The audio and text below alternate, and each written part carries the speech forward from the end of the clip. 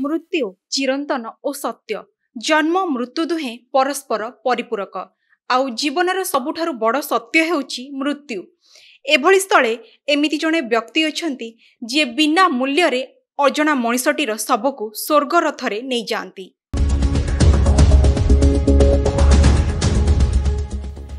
आज भी आम समाज रे एभली किछि लोक अछंती जे माने मृत व्यक्ति को बोही नेबा कार्य को अति सम्मानर सह आपणाई थांती।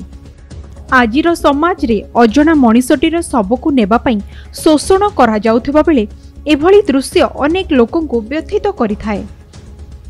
सेही भली जणे व्यक्तित्व होउचंती रायगड़ा जिला गुणपुर बाबुली नगर दयानिधि बारिक। अनेकांशरे गरीब लोकों को डाक्तरखाना शब नेबा पई शोषण करा जाइछि। एभली दृश्य दयानिधि नजर पड़िबा परे तांको परिकल्पना रे आसीथिला स्वर्ग रथ।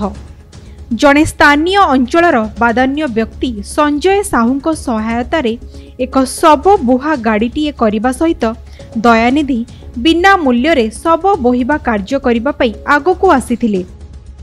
वर्तमान रायगड़ा जिला मध्यरे कौनसी लोकंकर डाक्तरखाना रे मृत्यु घटिले तांको शब को दयानिधि बिना मूल्य रे घर पर्यंत पहुंचाई देई थांती।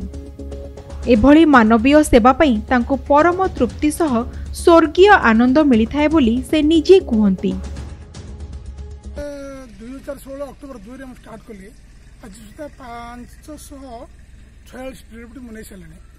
लोक मानकर वर्तमान माने कोविड-19 ऊपर बहुत माने भयभीत माने होई जेछंती जेतु माने तांको बे से माने एमती कोरोना में हे जीवो तांको बहुत माने डरुछंती किंतु एसु माने मिछ कथा लोक माने डर भय रे मरि जाउछंती। तेनु मु सेवा कोरोना पे मु तो डरुनी एमती सेवा करबा ही मोर माने लक्ष्य। सहजे वर्तमान महामारी कोरोना प्रकोप रे सब निकट को केही जाउ नथिबा परिस्थिति सृष्टि होईछि। आकस्मिक हेउ नचेत अस्वाभाविक मृत्यु होइथिले मध्य कोरोना संदेह रे आत्मीय स्वजन बंधु बांधव साही पड़िसा केही भी सब निकट को जाउ नाहंती। एभली स्थिति रे दयानिधि निजे सब को नहीं शमशान घाट को जाउथिबा देखिबाकू मिलिछि।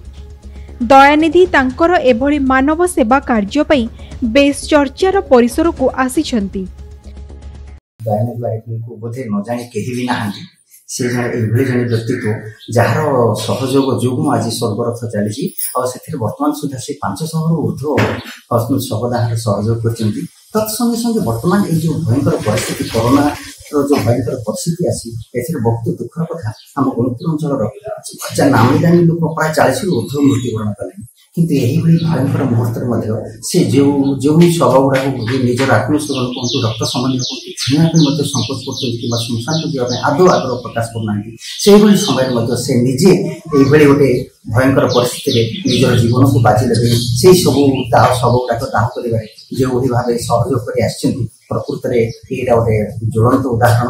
समाजसेवी से जड़े एभलिया व्यक्ति आज को दीर्घ 4 वर्ष है से 540 खंडे मठ बही सारे किंतु ए जो कोरोना महामारी कोरोना योद्धा हुई सब बही गुणपुरवासी आज दयार पात्र दयानिधि बारिक बोली डाकुछंती। दुखर विषय यह जे सरकारी सहायता नथिबारु गुणपुरवासी दुखित।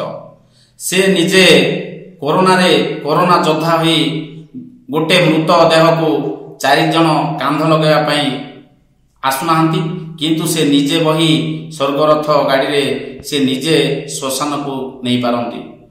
रायगड़ा जिला गुणपुर सुरेंद्र महांती कोणार्क न्यूज।